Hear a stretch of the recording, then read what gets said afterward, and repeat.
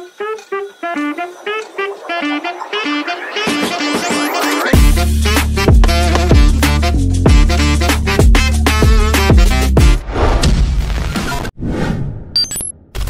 video ini gue mau kasih rekomendasi buat kalian kalau lagi cari HP kenceng, desain bagus, kamera mantep, tapi nggak punya budget 25 juta buat beli iPhone 15 Pro Max atau Samsung Galaxy S24 Ultra. Gue juga udah ngetes dan pakai HP ini selama 1 bulan terakhir. Dan di akhir video gue akan ngasih tahu kalian apakah HP ini layak buat dibeli. So, tonton video ini sampai habis bareng gue Dendi dan langsung aja kita mulai videonya. Let's go. Ya mungkin teman-teman reviewer lain udah banyak banget yang review HP ini ya. Tapi gue ngerasa kayak ada yang kurang gitu. Karena mungkin mereka belum pakai HP ini terlalu lama. Jadinya gue punya kewajiban ke kalian buat nyeritain pengalaman gue kurang lebih selama 1 bulan ini pakai iQOO 12. Karena asli deh, dari iQOO 11 ke iQOO 12 tuh upgrade-nya berasa banget di semua sisi. Upgrade pertama yang bisa gue kasih tahu ke kalian adalah desainnya. Desain iQOO 11 tuh emang udah cakep ya. Back covernya kulit, ada aksen BMW-nya. Tapi menurut gua tuh kesannya masih kayak HP-HP Vivo kebanyakan, terutama BAM kameranya. Nah, buat desain iQOO 12 sepertinya iQOO mau lepas dari garis desain Vivo. Karena ya, lihat aja desainnya lebih fresh dan terkesan lebih mature. Back covernya pakai material kaca yang buat gua kelihatan lebih premium. Ditambah aksen tulisan iQOO dan masih ada 3 garis biru hitam merah yang khas BMW, yang sekarang jauh lebih kecil. Pinggiran back covernya ada sedikit lengkungan yang bikin digenggam lama-lama saat main game tuh jadi lebih enak. Buat bentukan BAM kameranya juga fresh ya. Bentuknya boxy gini yang masih jarang banget digunain sama HP lain. Dengan di sekeliling BAM kameranya ada aksen chrome buat ngelindungin kaca BAM kameranya. Pindah ke depan, kita disuguhi layar dengan bentuk punch hole yang bentukannya masih cukup gede kalau dibanding HP mid-range Vivo. Tapi terobati dengan bezel di semua bagiannya yang udah termasuk tipis banget. Buat panel layarnya iQOO 12 cukup mewah nih cuy. Dia pakai panel LTPO i7 AMOLED 6,78 inci yang punya resolusi 1,5K 1260x2800 pixel dengan refresh rate 144Hz. Panelnya juga udah 10-bit dan udah di CIP3 white color gamut. Peak brightness-nya sampai 3000 nits dan udah dukung HDR10+. Buat dipakai nonton nggak usah ditanyain lagi deh ya. Mantep, warnanya vibrant, vivid, bisa nampilin detail gambar juga tajam. Kalau gue bilang udah selevel flagship yang harganya 20 jutaan ke atas. Terus karena udah dukung multi-touch 10 sentuhan, dipakai ngegame tuh udah top banget. Emang dari iQOO gak ada klaim buat touch samplingnya, tapi believe me, layarnya responsif parah. Gua rasain juga udah 11-12 lah sama respon layarnya iPhone 15 Pro ke atas. Mantep nih kalau buat ngegame. Makin enak karena speakernya juga udah stereo speaker yang keluaran suaranya cukup nampol. Bassnya lumayan berasa, tapi mid dan high-nya juga cukup nendang. Terus karena layarnya udah AMOLED, jadi udah dukung in-display fingerprint scanner yang kecepatan baca jarinya tuh ngebut banget. Terus buat NFC-nya juga udah dukung multifunction ya. Selain buat ngecek duit elektronik, bisa juga buat gantiin akses card. Untuk SIM tray slotnya dukung 2 SIM card tanpa adanya slot SD card. Buat di sisi performance, upgrade-nya juga berasa banget cuy. Tapi coba kita lihat softwarenya dulu nih. Out from the box, dia pakai Phantos OS 14 berbasis Android 14 yang dijanjikan iQOO bakal dikasih update sampai 3 kali. Dan security patch-nya 4 tahun. Terus RAM-nya udah 16GB dan internal storage-nya 512GB. Terus si iQOO 12 sampai saat video ini dibuat jadi HP yang pakai Snapdragon 8 Gen 3 termurah di Indonesia ya. Apalagi ada tambahan super computing chip Q1 yang berguna banget buat kebutuhan gaming. Nanti gue ceritain. Di update UI terakhir, iQOO 12 dapat skor Antutu seharga HP mid-range. 2.133.000 skornya. Yang sebelumnya cuma 2.088.000-an. Terus buat Geekbench 6 dia dapat single core-nya tuh di 2217 dan multi-core-nya di 6950. Dan buat 3D Mark Wildlife Extreme Stress Test dia dapat base loop-nya di 3958 dan lowest loop-nya di 2790 dan stability-nya di 70,5%. Terus kalau lihat hasil CPU throttling-nya dia dapat 85%. Isu throttling di iQOO 12 udah hilang nih cuy. Karena sebelum diupdate kemarin dites cuma dapat 57% aja. Terus SoC sekencang ini gimana kalau di tes gaming? Tapi sebelum gua tes, ada baiknya kalau kalian pencet tombol subscribe di bawah. Biar gua makin semangat bikin video review buat kalian cuy. Thank you. Oke, jadi di sini gua ngelakuin dua macam pengetesan. Satu, mode standar, fitur gamingnya semua yang disediain dimatiin semua. Lalu mode gaming, fitur gamingnya gua nyalain semua. Gua jelasin dikit fitur gaming yang gue pakai di iQOO 12 buat pengetesan game adalah Monster Mode. Jadi di mode ini iQOO 12-nya benar-benar dimaksimalin kemampuan SoC dan supercomputing chipnya tadi. Jadi otomatis di mode ini bakal makan lebih banyak daya. Terus ada fitur yang namanya Game Super Resolution. Jadi kalau lo aktifin mode ini, resolusi pada game yang lo mainin tuh bakalan meningkat. Jujur aja, fitur ini kalau nggak dilihat bener-bener nggak begitu pengaruh. Cuma kalau mata lu jeli dan lu adalah wibu sejati yang pengen idola lu kelihatan lebih detail dan lebih cakep, ya lu mesti nyalain fitur ini. Karena kalau dilihat bener-bener detail gambar pada saat dimatiin fitur ini dan nyalain fitur ini cukup berasa bedanya.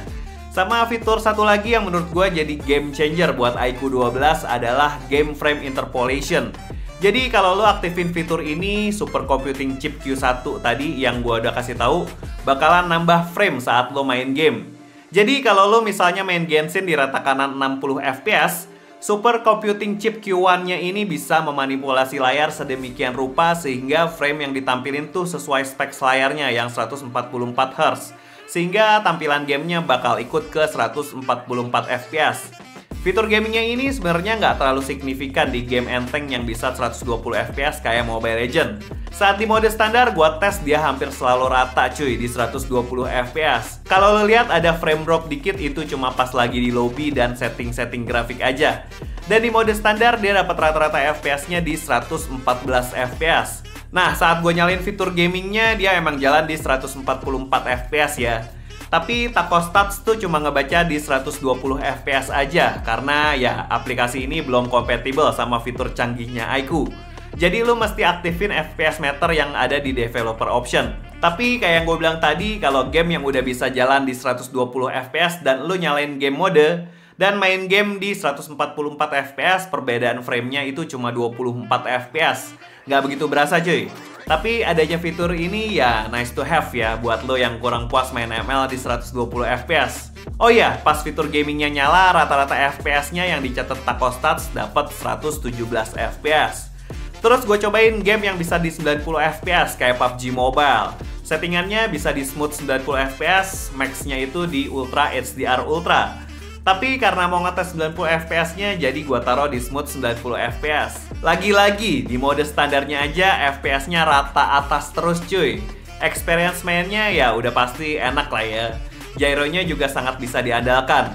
Di mode standar, fps yang didapat tuh di 87 fps. Dan pas gua nyalain fitur gamingnya, experience main jadi lebih enak cuy. Tampilan gamenya lebih smooth karena bisa di 144 fps. Sementara Taco Stats uniknya cuma tercatat paling tingginya tuh di 75an fps. Jadi menurut gua pas nyalain mode game, performa 8 Gen 3-nya diturunin dikit biar lebih adem dan stabil. Dan supercomputing chip Q1-nya tadi ngebantu performa si SoC sehingga tampilannya disulap jadi 144 fps. Di sini juga fitur game super resolution-nya juga ngebantu banget saat kita lagi ngeker musuh.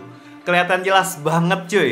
Dan saat fitur gamenya nyala semua, Taco Stats nyatet rata-rata fps-nya di 70 fps. Plus mungkin di game ini fitur gaming yang ada di HP ini bakalan berasa banget ya, karena settingan tertingginya Genshin itu cuma ada di highest 60 fps. Saat di mode standar aja, experience main Genshin-nya aja udah enak banget, rata atas. Kalau lihat grafik 2 menit awal itu posisinya lagi login ya, tapi setelah itu rata 60 fps. Experience mainnya luar biasa. iQOO bener-bener berhasil jinakin naga 8 Gen 3 nih cuy. Buat rata-rata fps-nya di mode standar dapat di 56 fps ya. Terus saat nyalain game mode, kalau dilihat pencatatan Taco Stats tuh dia main di sekitaran 40 sampai 55 fps aja. Karena kondisi yang sama di mana SoC-nya itu diturunin dikit dan supercomputing chip Q1-nya tadi ngebantu SoC biar maksimal buat urusan tampilan. Di sini baru berasa banget main 144 fps karena selisihnya lumayan banyak dari 60 ke 144 fps. Ini gue tampilin gamenya saat di mode standar dan di mode gaming. Buat suhu backdoornya di semua game masih normal, nggak ada yang lebih dari 45 derajat saat main game. Di mode standar maupun di fitur gaming nyala semua. Ini karena vapor chamber 6K-nya yang bikin suhu iQOO tuh hampir nggak pernah throttling saat di tes gaming. Kalau buat baterainya, sayang banget iQOO masih ngasih baterai 5000 mAh yang jadi standar HP zaman now. Padahal kalau berani nyisipin baterai 6000 mAh bisa jadi game changer di kelasannya. Secara kalau beli HP performance nggak lain nggak bukan butuh baterai gede dan awet juga kan, karena kebanyakan yang beli HP ini sedikit banyak buat ngegame. Tapi baterainya ini nggak sembarangan cuy, karena punya teknologi yang namanya itu Pro Performance Graphite Battery. Buat efisiensinya gimana? Ya lumayan bagus. Dia kalau dipakai buat nonton YouTube 30 menit cuma berkurang 4%. Sementara kalau buat scrolling TikTok 30 menit cuma berkurang 5% aja. Cuma kalau baterai lo cepet habis karena keseringan dipakai ngegame, nggak usah worry karena iQOO ngasih charger 120 watt yang buat ngecas dari 1 ke 100% cuma perlu ditinggal mandi dan makan juga langsung penuh karena cuma butuh waktu nggak lebih dari 30 menit. Oke, dari desain yang dapat sedikit upgrade, performa dan fitur gaming yang makin oke, kayaknya nggak bikin tim iQOO puas ya cuy. Sektor kamera yang biasanya terlupakan di HP performance kali ini di-upgrade juga sama iQOO. Kebetulan gue sempet pakai lama si iQOO 11, jadinya pas pakai iQOO 12 gue ngerasain perbedaan besar di sektor ini. Dimulai dari setup kameranya. iQOO 12 punya triple setup kamera nggak main-main cuy di bagian belakangnya. Main kamera 50 megapiksel yang punya focal length 23 mm plus OIS. Terus kamera telefoto periskop 3x 64 megapiksel yang punya focal length 70 mm juga dilengkapi OIS. Dan kamera ultrawide 50 megapiksel yang punya focal length 15 mm dan dilengkapi autofocus. Tapi yang kurang memuaskan buat gua kamera depannya aja nih yang cuma 16 megapiksel. Nanti gua kasih tahu kenapanya. Buat hasil foto di kamera utama, kamera telefoto 3 kalinya, terus kamera ultrawide-nya hasil fotonya tuh auto dramatis, auto bagus. AI-nya bikin foto kelihatan lebih estetik, tapi detailnya juga nggak ketinggalan, tajam. Terus dynamic range-nya juga mantep. Daripada gue dibilang buzzernya iQOO yang muji-muji hasil fotonya, mending kalian nilai sendiri aja deh gimana hasil foto dari kamera belakang iQOO 12.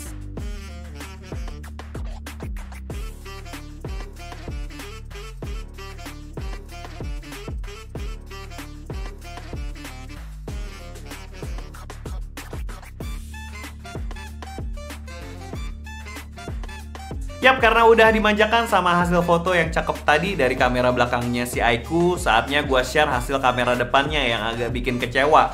Buat HP yang punya harga 10 jutaan, hasil fotonya yang dihasilkan tuh sangat di bawah ekspektasi gue. Dari mulai skin tone yang agak pucet, warnanya juga kurang vibrant, terus detailnya juga kurang tajam, ada semua di sini. Oke cuy, ini adalah contoh video dari iQOO 12 di resolusi 1080p 60 fps dengan kestabilannya di standar ya. Ini kamera belakangnya emang top sih iQOO. Ini dia banyak banget peningkatan. Kalau kita lihat warnanya juga bagus ya, skin tone bagus banget. Terus autofocusnya juga smooth banget, gak ngedredet gitu. Terus kalau kita lihat sambil jalan nih, kita coba sambil jalan, dia juga lumayan stabil. Ya ini jalan asal doang loh, padahal dia juga lumayan stabil. Terus dynamic range-nya juga cakep banget. Awan di sana tuh lagi bagus banget. Nah, tuh awan di sana lagi bagus banget. Dynamic range-nya bagus banget tuh. Tuh masih fokus ke sana. Top. Ini kita coba yang ultra steady ya, kita nyalain bentar. Oke, ini ultra stabilization-nya kita nyalain. Kita coba jalan. Oke, warnanya juga tetap bagus, tapi exposure-nya suka naik turun ya. Tadi kita lihat tuh, exposure-nya suka naik turun, kadang terang, kadang agak bagus. Terus kalau kita lihat autofocusnya juga tetap bagus, nice. Dia bisa di 4K juga cuy, kita cobain. Oke, ini di 4K-nya. Ini di standar stabilisasi ya. Kalau standar stabilisasi, kalau di ultra stabilisasi dia cuma bisa di 1080 60 aja. Ini di 4K 60, bisa 4K 30 juga, bisa 8K juga ternyata. Ini kita coba jalan cukup stabil ya. Dia pakai standar stabilization aja juga cukup bagus ternyata. Jadi nggak perlu ultra dinyalain lah, ultra stabilizationnya nggak perlu dinyalain. Ini juga suaranya langsung dari mikrofonnya iQOO 12 ya. Gimana menurut kalian? Kita cobain 8K-nya ya. Oke, ini di 8K-nya cuy. Kalau kita lihat dynamic range-nya juga cukup bagus ya. Tapi di situ tetap agak overexposed tuh di awannya. Kalau kita lihat yang agak lebih terangan, nah di situ baru tuh awannya lebih bagus tuh. Oke, kalau kita lihat sambil jalan nih, kita coba sambil jalan. Kita coba sambil jalan juga lumayan bagus ya. Tapi kurangnya di sini adalah dia nggak bisa ganti-ganti lensa di semua itu ya, di semua resolusi ya. Jadi mesti di stop lagi, di stop dulu dan baru direkam lagi. Ini juga suaranya langsung dari mic-nya iQOO 12. Menurut kalian gimana? Kita coba kamera depannya ya. Oke, salah satu kekurangan di iQOO 12, serius ini sangat-sangat kekurangan yang menurut gue kurang bisa diterima adalah kamera depannya cuma perekaman 1080p 30 fps dan skin tone-nya begini. Ini agak kurang bisa gue terima karena ini handphonenya harganya udah di atas 10 juta, jadi harusnya kamera depannya juga bisa lebih bagus. Dan dia pakai 8 Gen 3 kan, harusnya dengan SoC sebagus itu kamera depannya bisa lebih bagus nih. Nggak tahu hardware-nya atau nggak tahu memang dimatiin aja. Sayang banget. Dynamic range-nya juga agak wipe out ya, overexposed banget, mukanya jadi skin tone-nya, white balance-nya jadi kacau. Oke, tapi kamera belakangnya juara sih, mantep. Oke, lanjut kita ke studio. So, menurut gua iQOO 12 emang ngasih banyak upgrade dari seri terdahulunya, terutama fitur gaming dan kamera belakangnya yang agak bikin shock gua, karena ya sebagus itu. Paling satu-satunya kekurangan iQOO 12 ada di selfie kameranya aja yang kualitasnya tuh B aja kalau dibandingin pesaingnya di harga yang sama. Tapi menurut gua wajar karena mungkin pihak iQOO menganggap kalau cewek-cewek yang doyan selfie kecil kemungkinan buat beli iQOO 12. Jadi ya nggak perlu diperhatiin banget sama iQOO.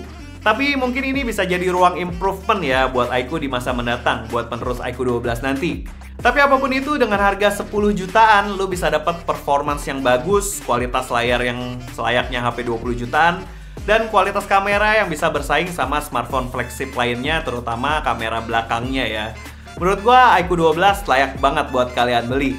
Jadi langsung aja, cek link pembeliannya di kolom deskripsi ya. Dan belinya pakai link di situ karena itu sama aja kalian ngebantu channel ini untuk lebih berkembang. Dan tentunya bisa ngasih video review yang jujur buat kalian. Dan segitu aja review The Tech Indo buat si monster iQOO 12. Makasih banget buat kalian yang nonton video ini dari awal sampai akhir.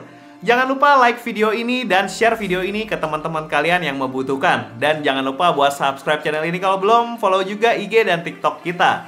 Gue Denny pamit, ciao.